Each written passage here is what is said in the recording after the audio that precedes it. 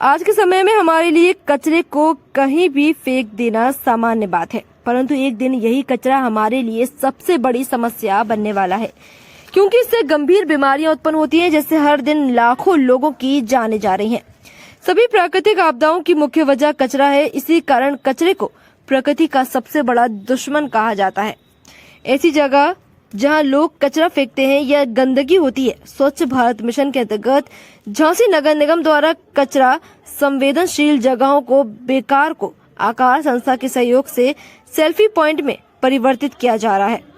झांसी शहर में लगभग 10 सेल्फी पॉइंट बनाए जा चुके हैं, जिनमें से 29 दिसंबर 2022 को सीपरी बाजार गुरु नानक देव चौक पर बने सेल्फी पॉइंट का लोकार्पण का कार्यक्रम बेकार को आकार संस्था के द्वारा किया गया। उक्त कार्यक्रम मुख्य अतिथि झांसी नगर निगम के महापौर राम तीर्थ सिंघल द्वारा किया गया। माननीय महापौर ने बेकार को आकार की डायरेक्टर नीलम सारंगी द्वारा ठोस कचरा प्रबंधन के लिए किए जा रहे कार्यों के साथ साथ सेल्फी पॉइंट की तारीफ करते हुए लोगों से भी अपने घरों में उपस्थित बेकार कबाड़ सामान को 3R पद्धति इस्तेमाल करते हुए उपयोग में लाया जाए, जिससे ये कचरा सड़क तक न पहुंचने के लिए प्रेरित किया जाए। नगर निगम स्वच्छता सर्वेक्षण 2023 की ब्रांड एम्बेसडर नीतीश शास्त्री ने मंच संचालन के साथ साथ लोगों को नगर निगम द्वारा चलाए जा रहे स्वच्छता सर्वेक्षण के बारे में लोगों को जानकारी दी। स्किल इंडिया सोसाइटी के डायरेक्टर नीरज सिंह ने सभी का स्वागत और आभार व्यक्त किया। कार्यक्रम में मंडलाध्यक्ष ऋषि सैनी, बंटी राजा, पूर्व सभापति राजू भैया पार्षद, विकी तिवारी और कई सारे लोग मौजूद रहे। आपातकालीन परिस्थितियों के लिए पुलिस विभाग की 112 सेवा का प्रचार प्रसार करने तथा लोगों को इस सेवा से जुड़ने के लिए आज पुलिस विभाग की ओर से महानगर के सबसे प्रमुख इलाइट चौराहे पर बूथ लगाया गया। वरिष्ठ पुलिस अधीक्षक राजेश एस ने इस बूथ का विधिवत फीता काट कर उद्घाटन किया। एसएसपी ने बताया कि 112 नंबर प्रत्येक आपातकालीन परिस्थिति में मिलाया जा सकता है। इस नंबर को डायल करने के कुछ ही देर बाद पुलिस तत्काल सहायता के लिए पहुंच जाएगी। उन्होंने बताया कि आपातकालीन परिस्थितियों के अलावा सीनियर सिटीजन के लिए भी सवेरा सेल का प्रचार प्रसार किया जा रहा है, ताकि सीनियर सिटीजन को यदि आपातकालीन परिस्थितियों में पुलिस की आवश्यकता पड़ती है तो वह तत्काल उपलब्ध हो सके। खबर झांसी से, जहां नगर निकाय के चुनाव में आरक्षण को लेकर दाखिल याचिका पर कोर्ट द्वारा पिछड़े वर्ग के आरक्षण को लेकर दिए गए फैसले पर अखिल भारतीय कुर्मी क्षत्रिय महासभा ने रोष व्यक्त करते हुए आरक्षण को बहाल किए जाने की मांग की है।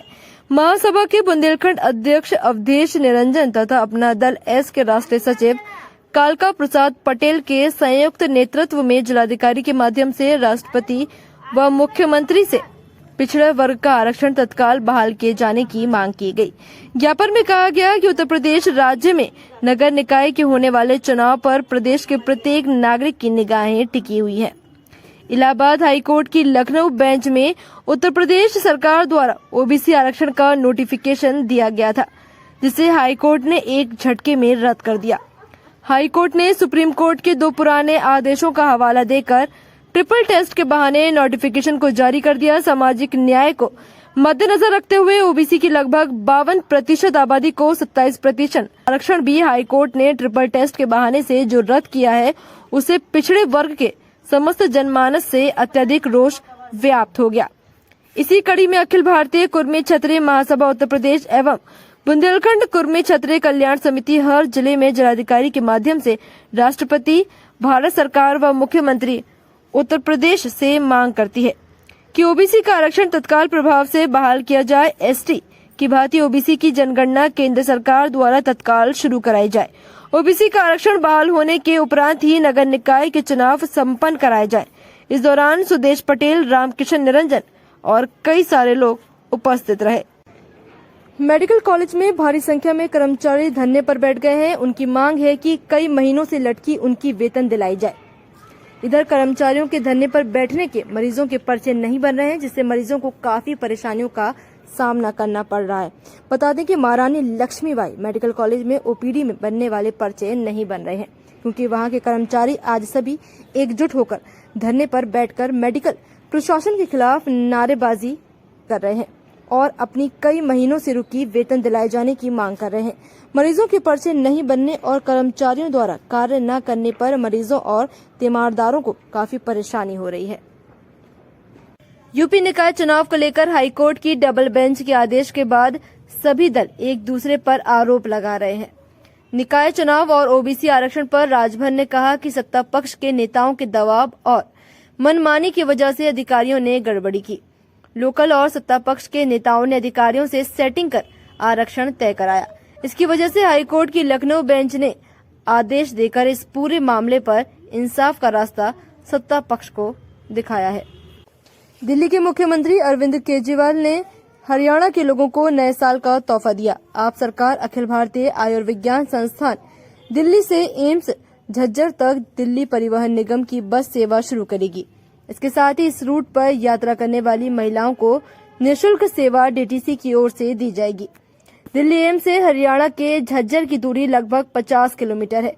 बस सेवा नजफगढ़ टर्मिनल से एम्स झज्जर तक 13 जगह रुकेगी। इस प्रधानमंत्री नरेंद्र मोदी की मां हीराबा शुक्रवार सुबह 9:26 पर पंचतत्व में विलीन हो गई। नरेंद्र मोदी ने उन्हें मुखाग्नि दी। अंतिम संस्कार के दौरान वे मां के पार्थिव देह कंधे पर लेकर गांधीनगर स्थित घर से निकले। यात्रा के दौरान वे शव वाहन में ही पार्थिव देह के करीब बैठे रहे। हीराबा मोदी की शुक्रवार तड़के 3:30 पर यूएन मेहता अस्पताल में उनका निधन हो गया। वे 100 साल की थी। मंगलवार देर रात सांस लेने में तकलीफ होने के बाद उन्हें अस्पताल में भर्ती कराया गया था। उन्हें कफ की शिकायत भी थी। मोदी ने खुद निधन की जानकारी ट्वीट के जरिए दी। इसके बाद सुबह 7:45 पर वे अहमदाबाद पहुंचे। यहां से वे सीधे गांधीनगर के रायसड़ गांव में भाई पंकज मोदी के घर गए। पार्थिव देह यहीं रखी गई थी। मोदी के पहुंचते ही अंतिम यात्रा शुरू हुई। सेक्टर 30 स्थित शमशान घाट में अंतिम संस्कार किया गया।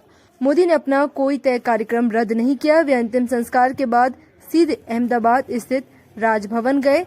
वे यहीं से बंगाल में हो रही राष्ट्रीय गंगा परिषद की बैठक में वर्चुअली जुड़े। उन्होंने हावड़ा को न्यू जलपाईगुड़ी से जोड़ने वाली वंदे भारत की शुरुआत की। 25 साल के क्रिकेटर ऋषभ पंत शुक्रवार सुबह सड़क हादसे में बाल बच गए। पुलिस के मुताबिक झपकी लगने से यह हादसा हुआ है। उनकी मर्सिडीज अनियंत्रित होकर डिवाइडर से जा टकराई, जिसके बाद उसमें आग लग गई और पलट गई। एक्सीडेंट के बाद पंत जलती हुई कार की खिड़की तोड़कर खुद ही बाहर निकले। लोग बचाने पहुंचे तो बोले, मैं ऋषभ पंत हूं। उन्हें सिर, पीठ और पैर में गंभीर चोटें आई है। डॉक्टरों के मुताबिक उनकी हालत खतरे से अब बाहर है। राजस्थान कांग्रेस में सीएम अशोक गहलोत और पूर्व डिप्टी सीएम सचिन पायलट के बीच चल रहे सियासी कोल्ड वॉर पर एक बार फिर चर्चाएं तेज हो गई हैं। कल देर रात मंत्रियों की फीडबैक बैठक में गहलोत पायलट विवाद सुलझाने के सुझाव के बाद अब प्रभारी सुखजिंदर सिंह रंधावा ने जल्द विवाद सुलझाने का दावा किया है। गहलोत पायलट के बीच विवाद निपटाने के मंत्रियों के सुझाव के सवाल पर रंधावा ने कहा, विवाद सुलझाने का काम मेरा है, उनका नहीं है। मैं 5 स्टार में नहीं बल्कि लोगों के बीच बैठा हूँ। विवाद भी सुलझा लेंगे। दरअसल गुरुवार को बैठक के बाद शुक्रवार वे जयपुर सर्किट हाउस पहुंचे। यहां मीडिया से बातचीत करते हुए कहा कि मेरा पहला काम संगठन को मजबूत करना है और उस दिशा में हम सब काम कर रहे हैं। बिहार बीजेपी के उपाध्यक्ष और पूर्व विधायक राजीव रंजन को पार्टी ने अगले 6 साल के लिए निलंबित कर दिया है। राजीव रंजन ने शुक्रवार को मुख्यमंत्री नीतीश कुमार से मुलाकात की थी। इसके बाद दोपहर 12 बजे बीजेपी ने उन्हें पार्टी से निकाल दिया है। बुंदेलखंड निर्माण मोर्चा के अध्यक्ष भानु सहाय के नेतृत्व में राज्य निर्माण के बाबत प्रधानमंत्री को संबोधित ज्ञापन जिलाधिकारी के माध्यम से भेजा गया। ज्ञापन में कहा गया कि गत लोकसभा चुनाव में झांसी ललितपुर संसदीय क्षेत्र में सांसद एवं पूर्व केंद्रीय मंत्री उमा भारती ने आप मान्यवर के समक्ष बुंदेलखंड राज्य 3 साल के भीतर बनवा देने का वादा बुंदेलखंड की जनता से किया था, जिस पर आपने भी स्वीकृति प्रदान की थी। 3 साल की जगह 8 साल 7 माह पूरे हो चुके हैं, लेकिन उत्तर प्रदेश सरकार ने बुंदेलखंड राज्य नहीं बनाया। उत्तर प्रदेश सरकार ने 7 जनपदों क्रमशः झांसी, बांदा, जालौन, हमीरपुर, ललितपुर, चित्रकूट एवं महोबा को मिलाकर बुंदेलखंड विकास बोर्ड का गठन किया है। इसी प्रकार मध्य प्रदेश सरकार ने सागर, छतरपुर, टीकमगढ़, दमोह, पन्ना, दतिया एवं निवाड़ी को मिलाकर बुंदेलखंड विकास प्राधिकरण का गठन किया है। इन्हीं समस्त जिलों को बुंदेलखंड मानकर केंद्र सरकार ने बुंदेलखंड पैकेज दिया था। इन क्षेत्रों के साथ लाहार, पिछौर, करेरा, गोहान, चंदेरी, गंज बासौदा, कटनी, सतना का चित्रकूट आदि क्षेत्रों को जोड़कर अखंड बुंदेलखंड राज्य का निर्माण किया जाना चाहिए, लेकिन अभी तक ऐसा होता दिखाई नहीं दे रहा है।